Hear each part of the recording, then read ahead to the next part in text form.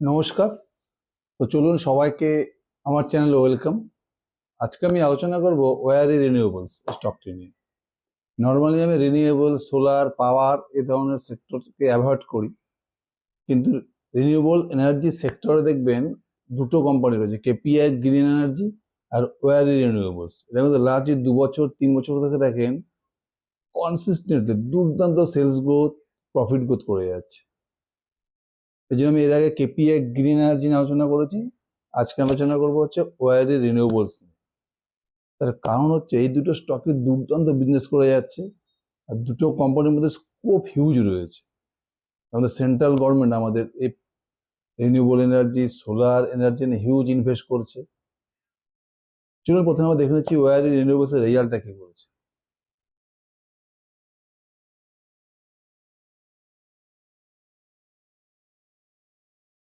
যদি এদের রেজাল্ট দেখেন Q4 FY26 যে রেজাল্ট চলে, লেটেস্ট রেজাল্ট যদি দেখেন Q4 FY26 এ মোটামুটি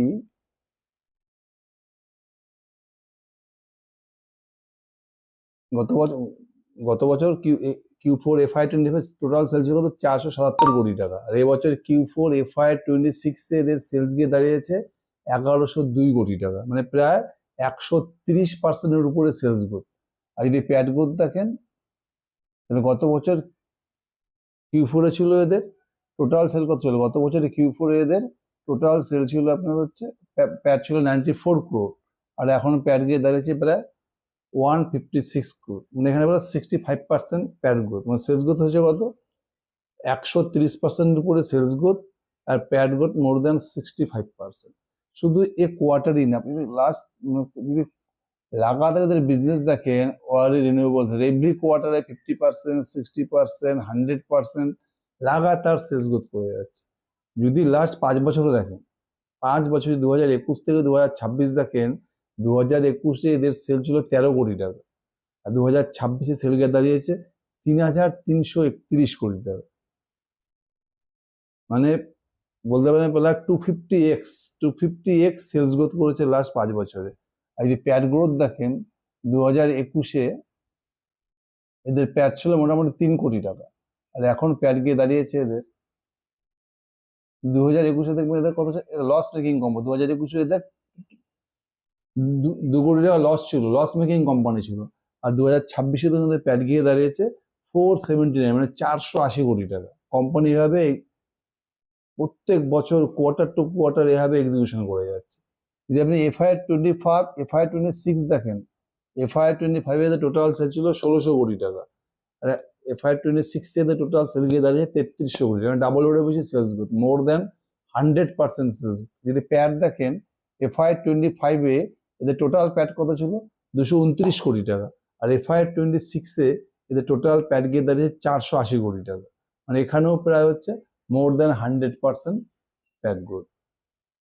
ঠিক আছে, কোম্পানি 100% সেলস গ্রোথ করছে, 100% প্যাট গ্রোথ করছে, লাগাতার এভরি কোয়ার্টারে করে যাচ্ছে। যেমন ওয়ারি রিনিউয়েবলস আর কেপিআই গ্রিন এনার্জি দুর্দান্ত পারফর্ম করে যাচ্ছে। সব থেকে বড় কথা হচ্ছে যে ওয়ারি রিনিউয়েবলস যে বিজনেস মডেলটি আপনি দেখেন, এরা বেসিক্যালি কি করে, যেমন ওয়ারি রিনিউয়েবলস হচ্ছে এদের যে প্যারেন্ট কোম্পানি ওয়ারি গ্রুপের কোম্পানি, এরা বেসিক্যালি কিন্তু অ্যাকচুয়ালি এরা এনার্জি প্রডিউস করে না। যেহেতু নাম কোম্পানির ওয়ারি রিনিউয়েবলস, এরা কিন্তু কোনো রিনিউয়েবল এনার্জি বেসিক্যালি প্রডিউস করে না। এরা এরা বেসিক্যালি কি করে, যত এনার্জি প্রডিউসিং কোম্পানি রয়েছে, সে গভর্নমেন্ট কোম্পানি হোক, প্রাইভেট কোম্পানি হোক, আদানির মতো কোম্পানি, টাটা পাওয়ারের মতো কোম্পানি, এনটিপিসির মতো গভর্নমেন্ট কোম্পানি, এইসব বিভিন্ন কোম্পানিরও এরা সোলার প্রজেক্ট বানায়। এই সমস্ত কোম্পানি রিনিউয়েবল ইলেকট্রিসিটি তৈরি করতে চায়, তারা যে প্ল্যান্টটা বানাবে সোলার প্ল্যান্টটা, এই কোম্পানি কি করে এইসব সোলার প্ল্যান্টগুলো বানিয়ে দেয়। কোম্পানি কিন্তু নিজে কোনো এনার্জি প্রডিউস করে না, মানে রিনিউয়েবল এনার্জি প্রডিউসিং কোম্পানির জন্য এরা পুরো সোলার প্ল্যান্টটা বানিয়ে দেয়। আর সোলার এটাতে বেসিক্যালি কি হয়, সোলার প্ল্যান্ট বানাতে কি কি লাগে, এদের কেবল লাগে, স্টিল লাগে, সোলার মডিউল লাগে, এইসব বিভিন্ন কোম্পানি থেকে কালেক্ট করে এরা সোলার প্ল্যান্টটাকে বানিয়ে দেয়। এই বিজনেসটা কিন্তু বড় অ্যাসেট লাইট বিজনেস। এই কোম্পানি যখন বিজনেস শুরু করেছিল তখন কিন্তু এরা নিজেদের জন্য সোলার প্যানেল বানাতো, সোলার প্যানেল বানিয়ে সোলার প্ল্যান্টটা বানিয়ে নিজেরাই ইলেকট্রিসিটি জেনারেট করতো। কিন্তু এই বিজনেসটা করতে প্রচুর টাকা লাগে, হিউজ ইনভেস্ট করতে লাগে, মানে অ্যাসেট হেভি বিজনেস। এই বিজনেস করতে কিন্তু কোম্পানির অবস্থা খারাপ হয়ে গেছিল, মানে কোম্পানি ঠিকঠাক প্রফিট জেনারেট করতে পারছিল না, প্রচুর ডেপ্ট হয়ে যাচ্ছিল। ধরুন কোম্পানি যে পুরো বিজনেস মডেলটাকে চেঞ্জ করে দিয়েছে। এই ইলেকট্রিসিটি রিনিউয়েবল এনার্জি জেনারেট করা বন্ধ করে কোম্পানি কি করলো, যে সমস্ত কোম্পানিগুলো রিনিউয়েবল এনার্জি জেনারেশন করে তাদের হয়ে এরা সোলার প্ল্যান্ট ম্যানুফ্যাকচারিং করা শুরু করলো। এখন কিন্তু কোম্পানির মোটামুটি 98% রেভিনিউ এখান থেকেই আসছে। এরা বিভিন্ন এনার্জি কোম্পানির হয়ে সোলার প্ল্যান্টগুলো ম্যানুফ্যাকচারিং করছে, মানে বিভিন্ন কোম্পানিদেরকে অর্ডার দিচ্ছে, এরা সেই প্ল্যান্টটাকে বানিয়ে দিচ্ছে। এটা কিন্তু পুরো অ্যাসেট লাইট মডেল, সমস্ত ইনভেস্ট কোম্পানি করছে, এরা শুধু বানিয়ে দিচ্ছে প্ল্যান্টটাকে নিজেদের টেকনোলজি ইউজ করে। বিভিন্ন জায়গা থেকে কেবল, স্টিল, সোলার মডিউল মানে সোলার প্যানেল কালেক্ট করে এরা পুরো সোলার প্ল্যান্ট বানিয়ে দিচ্ছে। এটা কিন্তু পুরো অ্যাসেট লাইট মডেল। এই জন্য যে কোম্পানি গ্রোথ করতে খুব সুবিধা হচ্ছে। এইসব কোম্পানি কেন এত গ্রোথ হচ্ছে, তার কারণ হচ্ছে আমাদের যে গভর্নমেন্ট, দেখবেন লাস্ট 2 বছর থেকে দেখেন, মোটামুটি FY24 এর পর থেকে দেখেন সেন্ট্রাল গভর্নমেন্ট কিন্তু পুরো ইনভেস্ট করছে রিনিউয়েবল এনার্জি পারপাস। গভর্নমেন্টের টার্গেট কি রয়েছে, যে FY30 এর মধ্যে মোটামুটি 500 GW মানে 500 গিগাওয়াট, 1 গিগাওয়াট মানে 1000 মেগাওয়াট MW। গভর্নমেন্টের টার্গেট হচ্ছে 2030-এর মধ্যে 500 গিগাওয়াট রিনিউয়েবল এনার্জি প্রডিউস করবে। এখন অলরেডি 200-এর মতো হয়ে গেছে, মানে নেক্সট 3 থেকে 4 বছর আরো 300-এর মতো ওরা 300 গিগাওয়াট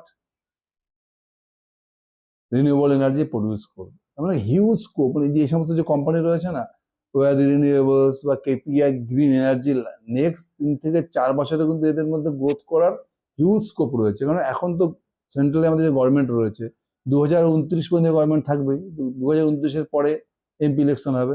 আর এই গভর্নমেন্ট কিন্তু ইভি বলুন, রিনিউয়েবল এনার্জি বলুন, এইসব সেক্টরে কিন্তু হিউজ ইনভেস্ট করছে।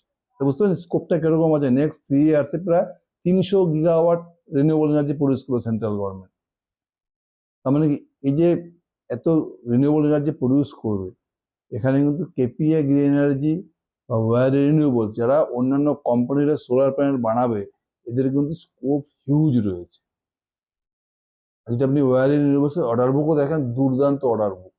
এদের অলরেডি মোটামুটি নেক্সট 2 থেকে 3 বছরের পুরো যে অর্ডার বুক রেডি আছে, মোটামুটি 35 থেকে 36 গিগাওয়াট অর্ডার বুক পাইপলাইনে রয়েছে নেক্সট 2 থেকে 3 বছর। এবং অ্যাটলিস্ট নেক্সট 2 থেকে 3 বছরে কিন্তু কোম্পানির মধ্যে কোনো সমস্যার কথা না। আর এইসব বিজনেসকে নর্মালি আমি এইসব সেক্টরগুলো অ্যাভয়েডই করি, রিনিউয়েবল, সোলার, কারণ এইসব বিজনেসটা পুরো গভর্নমেন্ট পলিসির উপরে ডিপেন্ডেন্ট করে। তো যেহেতু এই মধ্যে সেন্ট্রাল আমাদের স্টেবল গভর্নমেন্ট রয়েছে, 2029 পর্যন্ত গভর্নমেন্টটা থাকবে, মানে এইসব কোম্পানির ক্ষেত্রে খুব একটা অসুবিধা হবে না। আর সব থেকে ওয়ারি রিনিউয়েবলের সব থেকে যেটা বড় প্লাস পয়েন্ট রয়েছে, কোম্পানি কিন্তু ফান্ডামেন্টালও কিন্তু স্ট্রং রয়েছে। নর্মালি কি এইসব হাই গ্রোথ কোম্পানি যারা হিউজ গ্রোথ করছে, এসব কোম্পানির ক্ষেত্রে ক্যাশ ফ্লো নেগেটিভ হয়ে যায়, প্রচুর ডেপ চলে আসে। এখানে কিন্তু এই কোম্পানি প্রায় ডেপ ফ্রি কোম্পানি। আপনি যদি ওয়ারি রিনিউয়েবলসের ডেপ টু ইকুইটি রেশিও দেখেন 0.1 এরকম আছে, মানে প্রায় ডেপ ফ্রি কোম্পানি, ঋণ তো নেই বললেই চলে। আর যদি ক্যাশ ফ্লো স্টেটমেন্টও দেখেন, কোম্পানি কিন্তু লাস্ট 2 বছর থেকে ক্যাশ ফ্লো পজিটিভ হয়ে গেছে কোম্পানি। যদি কোম্পানি দেখেন মোটামুটি ক্যাশ ফ্রম, যদি দেখেন ক্যাশ ফ্রম অপারেটিং অ্যাক্টিভিটি, মোটামুটি লাস্ট 2-3 বছর দুর্দান্ত। 2022 ছিল 43 করোড়, 2023-এ 65 করোড়, 2024-এ 128 করোড়, 2025-এ 303 কোটি টাকা, 2026-এ দেখুন 287 করোড়। কিন্তু নেট ক্যাশ ফ্লো দেখেন, এটা কিন্তু 3 বছর থেকে পজিটিভ। 2024-এ দেখুন 6 কোটি টাকা নেট ক্যাশ ফ্লো পজিটিভ, 2025-এ দেখুন 17 কোটি টাকা ক্যাশ ফ্লো পজিটিভ, 26-এ দেখুন 45 করোড়। তার মানে কি কোম্পানি কিন্তু ক্যাশ ফ্লো পজিটিভ রয়েছে, প্লাস কোম্পানির মধ্যে প্রচুর ফ্রি ক্যাশ ফ্লোও রয়েছে। দেখুন 2024-এ 117 কোটি, 25-এ 201 কোটি, 26-এ 164 কোটি। মানে কোম্পানির কিন্তু ডেপ সমস্যা নেই, আর প্লাস ক্যাশ ফ্লো পজিটিভ রয়েছে। তাহলে ফিউচারে কোম্পানি যদি গ্রোথ করতে, যদি মার্কেট থেকে টাকা উঠায়, এদের কিন্তু খুব সমস্যা হবে না। এদের বিজনেস মডেল খুব সিম্পল। এরা কি করে, বিভিন্ন ভেন্ডার থেকে মাল কালেক্ট করে প্রজেক্ট বানাচ্ছে। যে সমস্ত কোম্পানিরা প্রজেক্ট বানাচ্ছে, তারা যখন পেমেন্ট করছে, তখন এরা ভেন্ডারদেরকে পেমেন্ট করছে। এইসব কোম্পানির ক্ষেত্রে অসুবিধা, রিস্ক পয়েন্ট একটাই রয়েছে, বিশেষ করে গভর্নমেন্ট প্রজেক্টের ক্ষেত্রে। যদি প্রজেক্ট ডিলে হয়ে যায় বা গভর্নমেন্টের পেমেন্ট দিতে দেরি হয়ে যায়, তখন ওদেরকে ভেন্ডারদেরকে পেমেন্ট দিতে অসুবিধা হয়ে যায়, তখন এইসব কোম্পানির গ্রোথ আটকে যায়। দেখবেন গত বছরে দেখবেন এদের যে ভেন্ডারের ডিউ ছিল মোটামুটি 100 থেকে 150 কোটি টাকা ছিল, কিন্তু এবছরের ডিউটা দেখবেন মোটামুটি 700 কোটি টাকার মতো হয়ে গেছে। তার কারণটা কি, তার কারণটা হচ্ছে এদের সেলসও বেড়ে গেছে। গত বছর সেল ছিল 1600 কোটি টাকা, এখন 3300 কোটি টাকা। এই যে নতুন প্রজেক্টগুলো বানাচ্ছে, এইসব প্রজেক্ট বানাতে তো প্রচুর র মেটেরিয়ালস লাগে না, স্টিল লাগবে, সোলার প্যানেল লাগবে, কেবল লাগবে, এদের এদের প্রচুর মাল বাকিতে নিতে হয়। এই জন্য বাকিটা তো বেশি দেখাচ্ছে। যত বাকি নিতে পারবে, যত মার্কেট থেকে বাকিতে মাল উঠতে পারবে, তত এদের সুবিধা। তারপরে এরা কাস্টমারদের টাকা নিচ্ছে, নিয়ে এসে ভেন্ডারদের পেমেন্ট করে দিচ্ছে। এদের বিজনেসের একটাই রিস্ক, গভর্নমেন্ট পলিসি চেঞ্জ হয়ে গেলে রিস্ক আছে। আর বিশেষ করে এটা দু ধরনের বিজনেস করে, একটা গভর্নমেন্ট প্রজেক্টটা মাল দেয়, একটা প্রাইভেট প্রজেক্ট। গভর্নমেন্ট প্রজেক্টের প্রবলেমটা বেশি হয়, পেমেন্ট ডিলে হয়ে যায়, প্রজেক্ট চেঞ্জ হয়ে যায়, তখন এইসব কোম্পানির কিন্তু এক্সিকিউশনের সমস্যা। আর কোম্পানির কাছে এখন যে পরিমাণ পাইপলাইন অর্ডার বুক রয়েছে, নেক্সট 2 ইয়ার্স 3 ইয়ার্স, কোম্পানির মধ্যে ইজিলি দেখবেন নেক্সট 2 থেকে 3 বছর 40% 50% ইজিলি সেলস গ্রোথ করতে পারে। এখন যদি কোম্পানির ভ্যালুয়েশনে দেখেন, ধরুন একটু কেপিআই যে আছে না, কেপিআই গ্রিন এনার্জি, এর থেকে ওয়ারির একটু ভ্যালুয়েশন হাই থাকে। কারণটা কি? ওয়ারির বিজনেস গ্রোথ একটু বেশি, মানে ওয়ারি কেপিআই থেকে বেশি স্পিডে গ্রোথ করছে। যদি ধরুন যদি FY26 দেখেন, তাহলে দেখবেন মোটামুটি এদের টোটাল প্যাট কত হয়েছে, মোটামুটি এদের প্যাট হচ্ছে FY26 মানে 480 কোটি টাকা প্যাট। আর কোম্পানির মার্কেট ক্যাপ কত? কোম্পানির মার্কেট ক্যাপ মোটামুটি রয়েছে 11,000 কোটি টাকার মতো মার্কেট। পি কত? পি মোটামুটি 22-23 রেঞ্জের পিতে আছে, কিন্তু কোম্পানি কিন্তু 50% 60% 100% করে গ্রোথ করছে। আর কোম্পানির যে গাইডেন্স রয়েছে FY27 কিন্তু এই রেঞ্জে গ্রোথ করবে। মানে FY26 টোটাল প্যাট কত? 480 কোটি টাকা। কোম্পানি যদি 50% গ্রোথ করে FY27-এ, তাহলে টোটাল প্যাট কত গিয়ে দাঁড়াবে? মোটামুটি 700 কোটি টাকা প্যাট গিয়ে দাঁড়াবে। যদি আপনি FY27 হিসাব করেন, যদি 700 কোটি টাকা প্যাট হয়, তাহলে কোম্পানির মার্কেট ক্যাপ কত? মোটামুটি 11,500 কোটি টাকা। তাহলে FY27 ফরওয়ার্ডিং পি কত হচ্ছে? 11,500 ডিভাইডেড বাই 700, তো 16-17 এই রেঞ্জের পিতে পাচ্ছেন ফর FY27। মানে রিনিউয়েবল সেক্টরে যে গভর্নমেন্ট পুশ করছে, মানে এখন সেন্ট্রাল আমাদের স্টেবল গভর্নমেন্ট, আমার নেক্সট 2 থেকে 3 বছরে কিন্তু খুব একটা স্টেবিলিটির সমস্যা হবে না। আর অলরেডি দেখুন গভর্নমেন্ট প্রচুর ইনভেস্ট করে যাচ্ছে, মানে নেক্সট 2 থেকে 3 বছরে কিন্তু রিনিউয়েবল এনার্জি সেক্টরে, বিশেষ করে সোলার এনার্জি সেক্টরে কিন্তু ওয়ারি রিনিউয়েবলস আর কেপিআই এনার্জি, এই দুটো স্টককে খুব ভালো করে ট্যাগ করুন। আমি রিকমেন্ডেশন করছি না, কিন্তু এরা যারা বিজনেস করছে, বিশেষ করে ওয়ারি রিনিউয়েবলস যে স্পিডে বিজনেস করছে, স্টকটা কিন্তু নেক্সট 2 থেকে 3 বছর মাল্টিব্যাগার রিটার্ন দিতে পারে। আর রিস্ক তো রয়েছে এসব সেক্টরে, এক নম্বর হচ্ছে এক্সিকিউশনাল রিস্ক হতে পারে, 2 হচ্ছে গভর্নমেন্টের পলিসি চেঞ্জ হলে রিস্ক হতে পারে, আর 3 হচ্ছে প্রজেক্ট ডিলে হলে এদের পেমেন্ট পেতে দেরি হবে, তখন কি এদের ওয়ার্কিং ক্যাপিটালের সমস্যা হতে পারে, ক্যাশ কনভার্সন সাইকেলের সমস্যা হতে পারে। এতে আমাদের রিস্ক রয়েছে, কিন্তু স্কোপ হিউজ রয়েছে। এই জন্য আমি দুটো স্টকেরই ভিডিও বানিয়ে দিলাম, কেপিআই গ্রিন এনার্জি অ্যান্ড ওয়ারি রিনিউয়েবলস। এই দুটো স্টকেরই কিন্তু মাল্টি ব্যাগার রিটার্ন দেওয়ার চান্স রয়েছে, সুতরাং আপনারা দুটো স্টককে খুব ভালো করে ট্র্যাক করুন। হিউজ অপরচুনিটি রয়েছে এই দুটো স্টকের মধ্যে। Thank you.